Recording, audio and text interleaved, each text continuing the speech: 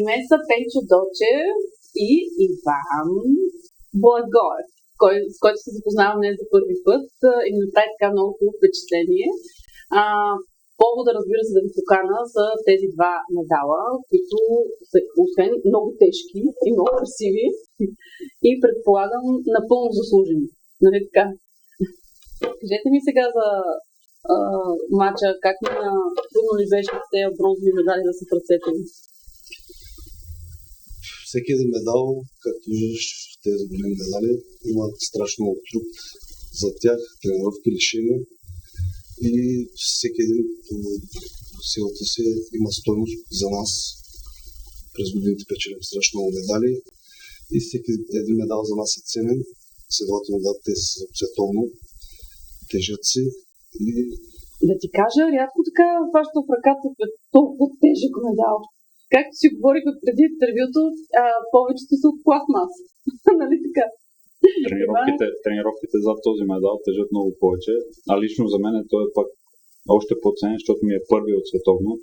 10 години се мъча да взема този медал и за мен е изключително ценен и особено пак тази година още по-ценен, защото предната беше много тежка, много травми, много проблеми и общо взето. Това ти е първият медал по принцип? Ами е първият от световно. От европейско имам доста, да, но от световно ми е първият. Имам 4-5 места, всеки път на крачка от медала и просто ми беше една психическа бариера такава дали ще го взема. И в крайна сметка успях. Дори по принцип беше на ръба да взема и злато, но там имаше и други фактори. Какви са другите фактори? Ами на полуфинала се борих с украинец. Смятам, че го победих. Съдята на Дофиото също така смяташе, обаче имаше двама съди украинци в съдийската бригада. Те протестираха, гледаха запис, върнаха среща, да я преиграем и така. Но така е в спорта, има и такива моменти. Аз се радвам, че успяхме да си вземем заслуженото и сме тук. Той Пенчо има доста медали. Да, той вече ги натрупа от световно.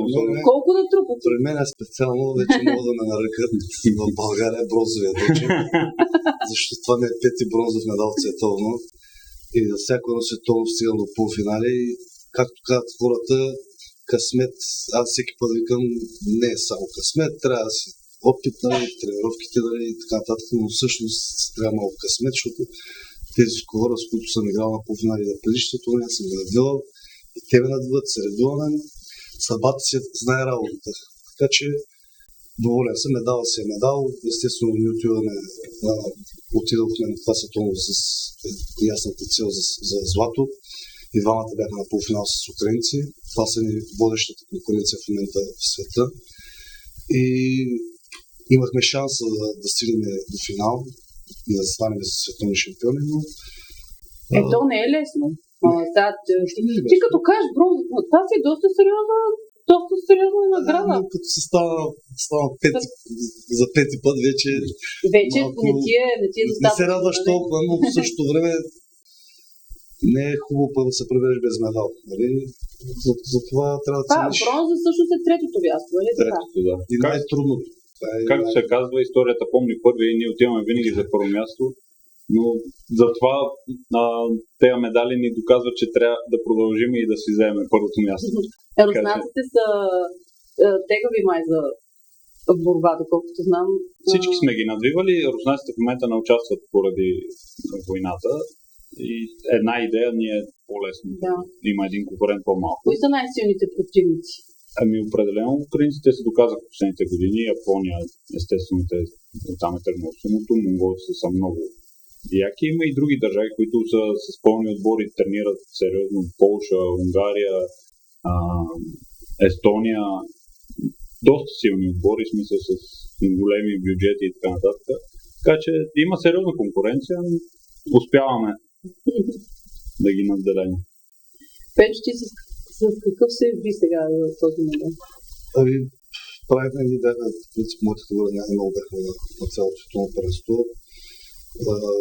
Правих първа среща с германец, с който бях се борил, набих го, после с Естония, а не с Финландия, да се бъркам, че с Финландия си играх. И него го надвих и вече на полуфинал с украинеца, който той е друг, по принцип са ми двама конкурентите там от Украина, нали? но на световно играе само по един човек. От държава на европейско играят по двама човека по принцип. Следователно този украинец сега, където игра на световното, вече сме с него 2-1 за него победите. Да, и сега. Но при мен се случи нещо много странно, защото получих много тежка контузия точно на полуфинала, разлепено ребро на плаващите ребра и точно по време на единоборството. Но това сега, докато си бил на този матч. Точно така и се радвам, че се изправих, защото по време на срещата аз исках да спра и да си ме пусне, да си ме надвие направо, но той човек трябва да си ме избута или да ме свали долу и следователно после направо легнах на земята, докато дойдоха. Аз не мога да дишам като астматик, бях направо така болка не бях изпитал, при положение, че имаме ФММ срещи, такова нещо през годините. Когато е разлепено ребро, това звучи толкова много голяма болка и спирате дишането и те взеха да ме пръскат с изходящи сприводи, защото след броени минути излизам за трето място. Нямаш време там за между срещите, там вече за полуфинали и финали. И се изправих малко, се отпусна и направо изях за трето място и го надбих бързо и взех бронза. Но мислих, че няма да се справи за бронза, защото боксата беше тотално. И така, не знам, може би щях да се развият нещата по съвсем друг начин, ако не получих тази травма, но така е писано и продължаваме напред. И това е някаква пречка със сигурност била, доста сериозно звучи. Да. За съжаление, контузиите са част от спорта, особено професионалния. Коя е най-сериозната контузия, която ти си получава? Само миналата година скъсах връзки на рамото и в момента се боря без връзки. Имах фрактура на коляното. Тази година и нови травми на това коляно се надуваше без да знам. Добре, тя една такава травма прекратява всякакви тренировки, предполагам. Ами не можеш да вървиш по план, продължаваш, няма как като те очаква световно и знаеш каква е целта и знаеш, че твоите противници не спират да тренират. Продължаваш, стискаш зъби, ако можеш, преодоляваш болката. Ако не се състезаваш и това е вариант, няма. А да се биеш такава болка да звучи много добре. Това е спорта, който се е захванал с тази работа. Да. Трябва да знае, че има много болка. Вие казвате, че много лишения сте имали. Нали, преди това Пенчо каза много лишения. С какво се лишава един спортист преди такъв начин? При мен лично, аз на всяко състезание свалям по 6-7 кг. Това е едно от най-големите лишения за мен и болезни, защото е много стрес за организма. Свалям ги за 2-3 дни преди състезанието, защото после имаме време около 2-3 дни. Ядеш ли как се свалят тези килограми за 2 дни? Сваляш водата, нали, с определени сауна костюми, кросове, кардио и топиш килограмите и ги сваляш, за да дадеш точно в категория, без никакви грамове отгоре, понеже моята категория 85 и точно 85 на 0 трябва да се накантара, за да преминеш. Това е за мен едно от най-големите лишения и предизвикателство за едно състезание. После вече борбите, които срещате. Да. И като имаш предвид подготовката ни минава точно лято, когато всички наши приятели са по почивки, морета и така нататък, ние трябва да се готвим. Не е малко. Не сте ходили на море ли сега, какво ще ви да. Ами не е както трябва, не може да отидеш да разпуснеш, да спреш, да тренираш или каквото и да зима да натопиш пешкото. Дай Боже. Ще смените нещата. Ще се постараем, да. Ти казваш, топиш килограми, аз знам сега, че имаш приятелка, сигурно сега ги топиш тия килограми. Гледам тук разни любовни неща, се качват в социалните мрежи. Сменихме темата рязко. То преди състезание си има и режим, в който трябва да си го спазваш. Нали? Не викаш, направо се възползваш от ситуация. В режим фантом. Да. Това също е лишение преди състезание. Не мога да правиш секс, не мога да... Колко време преди състезание? Всеки е различно го усеща. Да, хубаво е поне 1-2 седмици да се падиш. 2 седмици да се... Трябва да се задържи. Аха, т.е. въобще не може да се прави секс преди състезание. Така ли са другите спортове или само в ММА? Не, като цяло всички спортове, нали, да запазиш тестостерона да си на 100% като отидеш на състезание. Това вече е личен избор, не е задължение или забрана. Така че всеки сам. Разкажи сега за твоята любов. Не знам, сега така малко. От кога така се... От кога е има, защото последния път ти нямаше приятелка. Изчервиме тук сега. Малко я пази в тайна. Само да ти кажа, питах го, нямаше приятелка, беше разочарован от жените, каза, че няма стойностни жени, много трудно ще си намери приятелка. И Може би- гледам аз след няколко месеца, то любов, рози, подаръци, тук. Може би е намерил истинската и затова Да. не искам много да говори за нея. Щастието се вича тишината Да. за мен и определено нещо, което до мен е страхотен човек. Подкрепяме. Те знаят също. И сега за световното, което бяхме и подкрепата, която получих от нея. И съм доволен и съм щастлив, че имам такъв човек до себе си. За мен човека до мен трябва да ме подкрепя във всичко, което правя, следователно, което трябва да е взаимно. Разбира се. И за да вървите напред. Така че щастлив съм. За мен това е най-важно. Добре, някаква сватба ще очаква. Ще те поканя. Боро очаква. Тебе, ако има Нали? поканата, ще те я връча лично. Значи лично искам поканата за сватбата. Сватбата е личен избор. Защото знам, че ти си женен вече. Да, така че имам и там съм дете. пропуснала нещата. Имам Но- и прекрасно момче на 5 години и му пожелавам искрено, ако е решил да не прави сватба, да прави деца, пък сватбата. Нали? Всичко Да, ще е, всичко. Да, важно е децата, така е. Да. абсолютно. Това е истинско Да. щастие, така че му го пожелавам от сърце. Ти после им би ли го посъветвал да се занимава с този спорт? Ами, задължително ще се занимава с спорт, а вече дали ще е този е негов избор. На сила няма да го карам, както и той реши, което го привлича, но задължително трябва да има спорт в програма. Те малко саморазградивични. Ами, моя може би не и това е една от пример, нали? една от вече причините няма да продължавам да състезаваме, това, че му давам примери, буквално всеки ден присъства някакъв спорт в ежедневието му. Задължително вкъщи съм му направил шведска стена, въже и хълки. Минава през тях задължително, така че дори и само това пак ме радва. Така е, да. Значи ми е интерес. Абсолютно да. Личният пример е най-важен. Няма как Като като насочиш и го изградиш навик, Така той да. вече ще се избере с кой спорт да като закараш примерно 3-4 зари в различни спорт. И аз моето го закарах. Трябва да е, както и Закара го при Айрин. Да, ето е Да, и сега започна да ходи на вече 2-3 пъти. Много съм доволна. супер, да. То така се пали на майтап. Да, Изведнъж се усетиш, са минали 20-30 години Това в беше, залата. защото бях по брат, Виктор и това дете. Пък е хубаво, всяко Нещо едно, не ми е всяко мъжкаря, да. хубаво е всяко едно дете и да си има и дори Така е. идол, който да следват като някаква мотивация. Разбира се. За мен това е много правилно нещо, защото така детето се мотивира и иска да бъде като този човек и даже да го надмине. Ти така ли беше? Просто за мен аз съм казал в много интервюта, че Хабиб Нурмагомедов е мой идол. В житейски, в професионален, в спорт и така нататък. И черпя мотивация от този човек до там, в смисъл, аз никога не съм го виждал. Но някакси черпя мотивация. Може да го видиш, не се знае. Ще те здраве. Виж колко медали на трупа. Се радвам. Дай още 2-3 ще станат нещата. Ще отидем и ще се видим с него. Кажете ми за ММА в България как се развива според вас? Добре ли вече бяхте в Полша, видяхте там Ние сме с суми. сумото, да, или сумото. Как се развива в България нашите спортове според вас? Има ли нещо, което не е наред?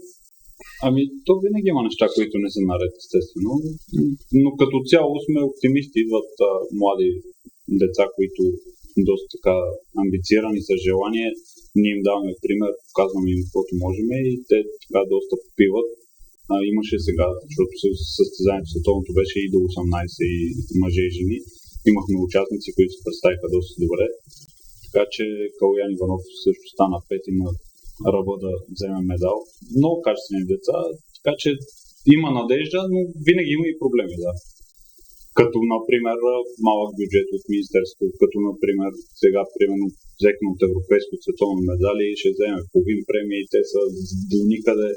Аз кажа колко съм похарчил за да се подготвя за това състезание, пък колко ще взема, не стига. Хубаво е да знаят хората. Смисъл, Не е лошо да се знае. аз качих пост, защото малко и много. Ако трябва да се издържаме от спорта, положение, че двамата имаме по 24-5 години кариера за гърба си, и трябва да умрем от глад. Реалисти сме и споделяме тези неща, за да може български народ да знаят какво е положението на спортистите, не само в нашия спорт, във всяка една федерация. Бюджета, който се определя и наредбите, които се въвеждат, са смешни за мен, защото за сега за световно първенство ние трябва да имаме пълниш в една категория, която да е 21 човека. за да получиш пълна премия. В моята категория бяхме 20 човека, в банката бяха 18. Следователно, сега за тези медали, които ние сме завоювали, ние ще получим 50% от премията, което съответно нашия спорт е неолимпийски. И това е разделението между олимпийски спортове и неолимпийски спортове. Като неолимпийските включват самбо, сумо, кикбокс, мисля, че беше и майтай, и страшно много още 16-17 спорта, които са неолимпийски. Нали? И съответно тези неолимпийски спортове получават много по-ниски премии, независимо от европейски световни първенства. Така че ние за поредна година сме порязани с 50% от европейски световни първенства. И ние естествено, че ще продължим да се. А защо липсва тази подкрепа? Защото това е въведено от Министерството на спорта. Тези... Най-малкото, което е инфлацията, се вижда расте, вече не знам колко е процента, която даже и те проценти не са реални, но примерно гледаме, нали, как върват имотите в София и вече какви хиляди евро е квадрата, а примерно не се изравняват тези премии, поне да се вдигат на база инфлация. Няма това нещо. Напротив, дори резането, аз като европейско взимам 2 медала, защото се пускат и на абсолютни категории, станах трети и в моята категория имаш право да вземеш само от едната. Тоест, от двете ще забогатееш или не знам какво точно. Това е. Нали, има си наредба гласува, но е окей. Но тези неща, според мен, трябва да се променят. Няма определено като минучи добре. Да, въпроса моето дете дали да тренира, да, сигурно ще присъства спорт в неговото ежедневие, но със сигурност няма да го насърчавам да се занимава с професионален спорт, защото и той да страда като мен, примерно, да се чуди в един момент какво да прави. Не сме дошли сега, нали, да се да се абсолютно. Но хората... Но това е хубаво да се знае, защото това е проблем. Ние работиме, по някакъв начин се издържаме, нали, намерили сме си пътя за да се занимаваме едновременно с спорт и да работим и да се оправим живота. Но за мен е хубаво да се знае, защото ние за тези медали ще вземем по 2500 лева от Министерството на спорта. Това за мен е смешно. Нали, ние почекваме пак на спорта, нали, да приключим. За този бронзов медал. Да, този 2500 от Министерството на спорта и този 2500. Да. За европейското ще вземем по 1500 за трети места. Общо порязани, защото на световно за първо място е 9000 лева. И цялата премия не е кой знае колко голяма, нали? Пълната премия е 5000 лева. Но е хубаво да знаят хората. Вие шегувате ли се? Не се хубаво е то наистина звучи шега. Общо взето 3 медала от европейско и световно, аз взема 4000 лева. Подготовката, на която отделяме като средства. Чакай, че аз се правя с записана. Затова аз искам хората да знаят ние какво правиме и какво получаваме, но ние пак ще продължиме. Така иначе това се случва просто всяка година и сега така ми е дошло на мен и на него да се споделиме тези неща и да се знаят хората. Нормално да ги споделите, толкова има и писна. Това, което аз казвам е, че нали, ние работим, за да можем да си позволим да се състезаваме. Точно. И това е реалността и истина. Тоест, трябва да си осигуриме, нали, да можем да се готвим, да се възстановяваме и така нататък. Развалихме ти настроението. Аз направо какво да кажа. Добре, за плана почерка. Ами аз всъщност вече ги похарчих. Нали. Да, вие излизате вечерта и ги похарчихте. Преди да сме ги получили. Общо взето за мен успеха е голям и общо взето, който приятел вида, всеки почерпих и вече премията е похарчих. Не знам дали ще я вземе и кога, но аз съм премията за една вечер отида. Да, горе-долу. Добре, аз много съжалявам за това, което чувам. По принцип, надявам се, че вече така като го разказвате по интервюта, ще се вземе в предвид този проблем. Защото за проблемите трябва да се говори. Когато едва ли се говори, те умират някъде там. Други проблеми са им на дневен ред, кой ще управлява и така нататък. Ние сме капка в морето. Не те знаем. Ще видим. Не се знае. Ще видим. Какво ще бъде следващото състезание, в което ще участваш? Ами за тази година свършиха състезанията и сега продължаваме следващата наново републиканско, европейско, световно и турнир, естествено. И пак по 2500. Станеме световно, може и по 5. Защото там примерно. Пак ще е порязано. 9 е световното. Не, може би сега след това интервю вече до година да са по... Може би пък да увеличат наградата. Примерно, надяваме се, да. Дай Боже повече хора да споделят това интервю, нали, с цел да светлина в тунела и да може да се разбере и да се види какво е положението за едни спортисти на световно ниво. Да може, защото ние след нас идват младите. Ние едва ли ще го видим и ще го доживеем това нещо като спортисти, но се надявам поне за младите, които идват, те да бъдат стимулирани и да се напълват все повече, да имаме повече успехи. Неблагодарна работа. То всеки на спорт в момента това нещо и много спортисти биват стопирани. Защото ако един професионален спортист иска наистина да се занимава, той трябва да тренира професионално. И следователно, ако е подсигурява от спорта, с който се занимава, нали, финансово, той има в спортове, в които се издържат момчета само от спорта и се занимаваш само с спорта. Знам такива. Точно така. Но в България в много спортове това не се случва и затова ние имаме едно ниво и до там. Нали, примерно и за ММА също, ти ако чакаш на ММА само да направиш примерно 3 мача на 5-6 месеца, ти пак не може да се издържаш, защото трябва да работиш отстрани, иначе е много трудно, нали, с хонорарите и така нататък. Така че във всеки един спорт познаваме си колегите от другите спортове, повечето момчета работят и спортуват, за да може да издържат и да се случат тези неща. Не се надявам да се променят нещата и при вас, защото го заслужават. Те след толкова години упорит труд. Ние малко и много сме свикнали с този факт, но както каза и Банката, младите след нас, които ще дойдат, да могат да бъдат оценени, нали, да имат някаква мотивация да продължат да правят нещо, да се реализират. И аз ще надявам. И се надявам следващия път да дойдете с 2 златни медали. Да, може, чулта Господ. От по 50 000. Поне. Благодаря ви, че бяхте с мен. Благодаря ви за поканата.